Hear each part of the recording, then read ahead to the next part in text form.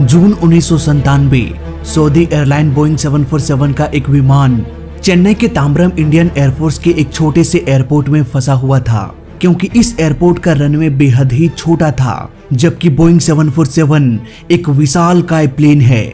ऐसे विशाल प्लेन्स को take off कराने के लिए लगभग 10 से 11,000 फीट रनवे की जरूरत पड़ती है, और अगर प्लेन का वेट कम हो तब भी इसे लगभग 8,000 फीट रनवे की जरूरत पड़ती है। लेकिन तांबरम इंडियन एयरफोर्स का रनवे सिर्फ 4,965 फीट था। इतने छोटे से रनवे से बोइंग 747 का एक विशालकाय प्लेन कभी भी टेक ऑफ नहीं कर सकता था। क्या ये सऊदी का विमान चेन्नई के छोटे से एयरपोर्ट से कभी निकल पाया? इससे पहले हमें ये समझना पड़ेगा कि अगर रनवे इतनी छोटी थी तो इतना विशालकाय प्लेन इस छोटे से एयरपोर्ट में आया तो आया कहां से?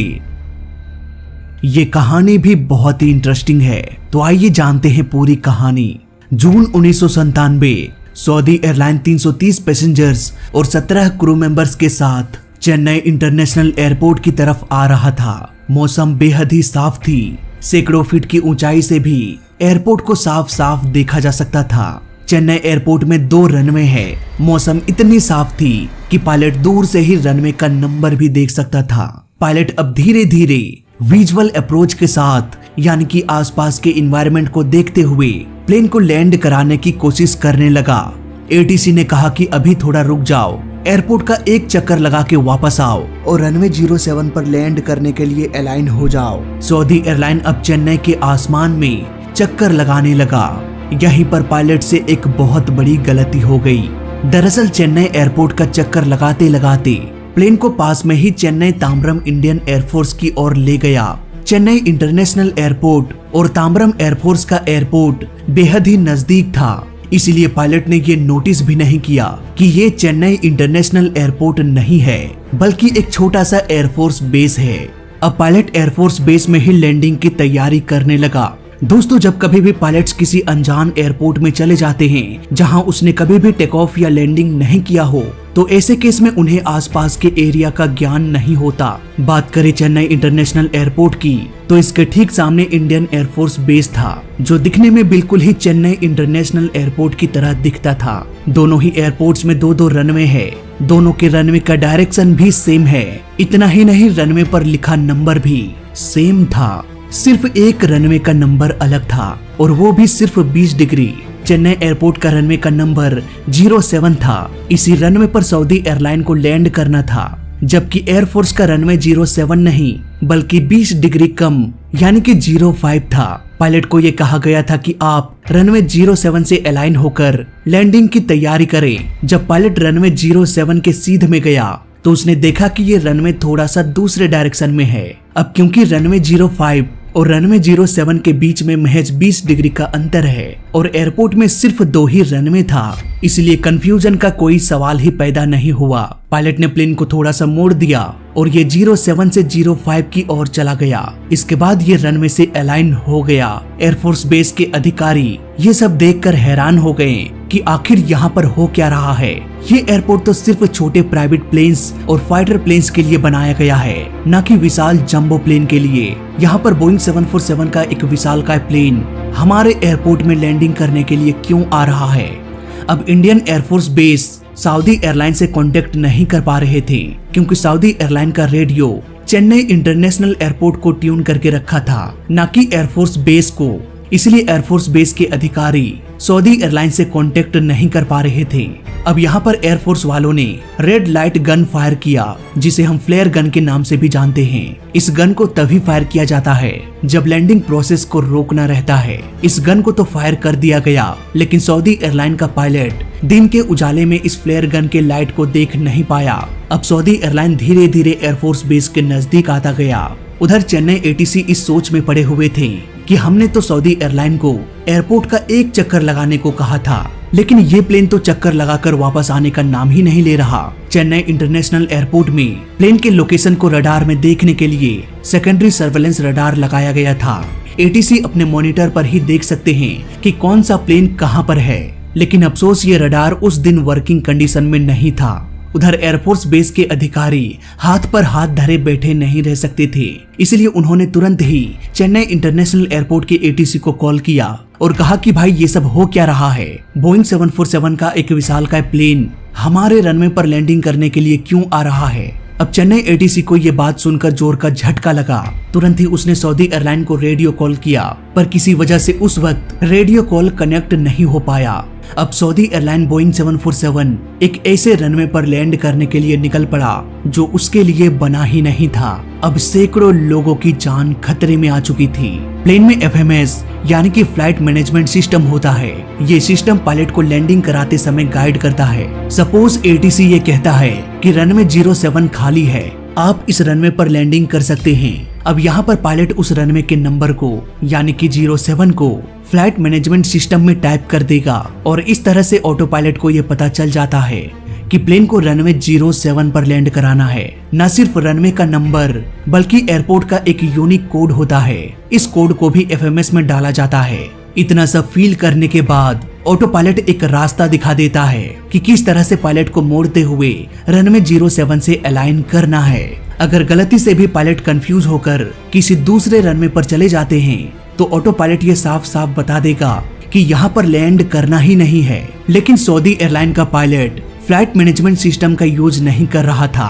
उन्होंने लैंडिंग इनपुट को फ्लाइट मैनेजमेंट सिस्टम में नहीं डाला था, यानी कि ऑटो पायलट को ये बिल्कुल भी पता नहीं था कि प्लेन को किस एयरपोर्ट में लैंड कराना है, किस रनवे पर लैंड कराना है। पूरा का पूरा कंट्रोल सिर्फ पायलट के हाथों में था। किसी भी तरह का कोई भी ऑटो पायलट पायलट्स को गाइड करने वाला नहीं था। यही वजह है कि सऊदी एयरलाइन उस छोटे से एयरफोर्स बेस की ओर बढ़ता गया लैंडिंग करने के लिए।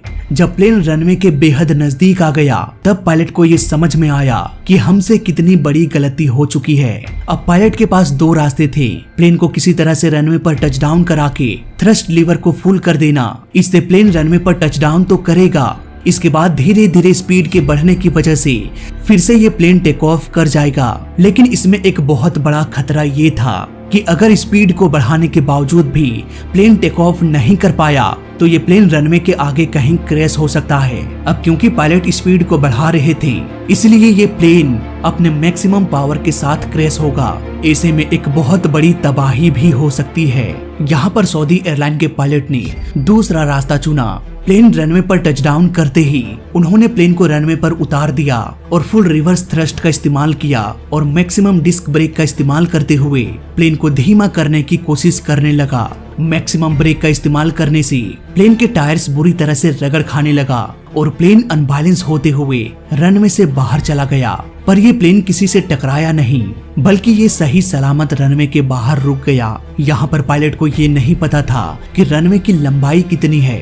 दोस्तों आपकी जानकारी के लिए बता दूं, एक प्लेन को टेक ऑफ कराने के लिए अधिक लंबे रनवे की जरूरत पड़ती है, लेकिन उसी प्लेन को लैंड कराने के लिए उतने रनवे की जरूरत नहीं पड़ती जितनी की टेक ऑफ में जरूरत पड़ती है। ऐसा संभव इसीलिए हो पाता है क्योंकि आजकल के एडवांस प्लेन में एंटी स्किड सिस्टम लगा होता है जो कि लैंडिंग के दौरान लैंडिंग डिस्टेंस को छोटा कर देता है। इसलिए आज के दौर के आधुनिक प्लेन्स में फुल रिवर्स थ्रस्ट का इस्तेमाल बहुत ही कम किया जाता है क्योंकि व्हील का ब्रेक पैड ही इतना पावरफुल होता है कि फुल रिवर्स थ्रस्ट की जरूरत ही नहीं पड़ती। वहीं अगर हम बात करें पुराने प्लेन्स की तो उन प्लेन्स का ब्रेक उतना पावरफुल नहीं होता, इसलिए उन प्लेन्स में अधिक रिवर्स थ्रस्ट का इस्तेमाल करना पड़ता है।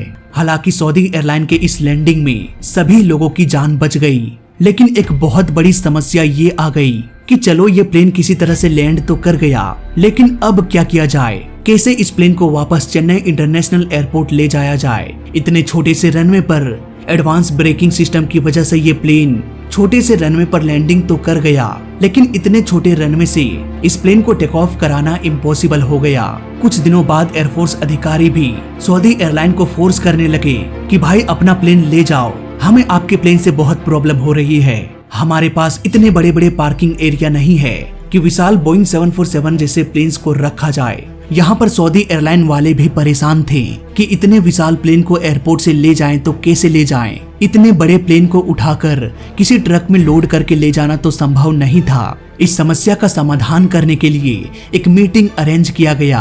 कुछ लोगों ने कहा कि इनके विंग्स को खोलकर ट्रक में लोड करके ले जाना सही रहेगा। वेल, ऐसा करना तो सही था, लेकिन ऐसा करने में बहुत ही लंबा समय लगने वाला था और बहुत सारे पैसे की बर्बादी भी हो जाती। दिन ब दिन सऊदी एयरलाइन को ये नोटिस मिल रहा था कि जल्दी से मेरे एयरपोर्ट को खाली करो। फाइनली बहुत ही सोच समझकर ये डिसीजन लिया गया, इस प्लेन को टेक ऑफ कराना ही पड़ेगा। इसके अलावा और कोई भी रास्ता नहीं बचा था। प्लेन में बेहद ही कम फ्यूल डाला गया ताकि प्लेन का वजन अधिक ना बढ़ सके। प्लेन के केबिन का ऑलमोस्ट हर एक पार्ट को रिमूव कर दिया गया। प्लेन के एसी को हटा दिया गया, सारे चेयर्स को खोलकर निकाल दिया गया, हर एक चीज को खोलकर निकाल दिया गया जो जरूरी नहीं था। अब इंतजार था तो सिर्फ हवा के बहाव का। सऊदी एयरलाइन के इंजीनियर्स टेलविंड का इंतजार कर रहे थे, यानी कि वो वक्त जब हवा का बहाव प्लेन के पीछे से हो ताकि ये हवा प्लेन को और आगे की ओर धकेले और प्लेन में कम से कम ड्रैग क्रिएट हो। घटना के 4 दिन बाद टेक ऑफ करने का सही समय आ गया। कैप्टन जेम जुम इस बड़े से प्लेन को इस छोटे से एयरपोर्ट से टेक ऑफ करा के चेन्नई इंटरनेशनल एयरपोर्ट की ओर ले गया और सुरक्षित प्लेन को लैंड करा दिया। जैसा नाम वैसा ही काम, कैप्टन जेम जुम। इस काम को अंजाम देने के लिए कैप्टन को ढेर सारा पैसा मिला। वेल, पैसा तो मिलना भी चाहिए, क्योंकि अगर ये टेक ऑफ फेल हो जाता तो उसकी जान भी जा सकती थी। ताम्रम इंडियन एयरफोर्स बेस ने सऊदी एयरलाइन के पार्किंग चार्ज के तौर पर 3,23,47,928 रुपए और 24 पैसे चार्ज किया। अगर हम आज के रुपीस में देखें तो ये थी कहानी एक ऐसे प्लेन की जो गलती से गलत रनवे पर लैंड कर गया, जो गलती से गलत जगह पर लैंड कर गया। तो इस वीडियो में अभी तक के लिए बस इतना ही।